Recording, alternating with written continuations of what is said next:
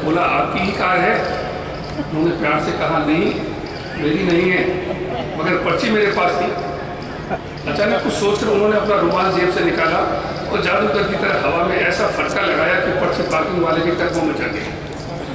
हमसे ज़्यादा वह मुतमईन मुजाहिर हुआ। मंसूर साहब ने गाड़ी आगे बढ़ा दी, बोले अब कोई मसला नहीं। पाकिस्तान में आपको एक मसला शब्द कई अर्थों में सुनने को मिलेगा।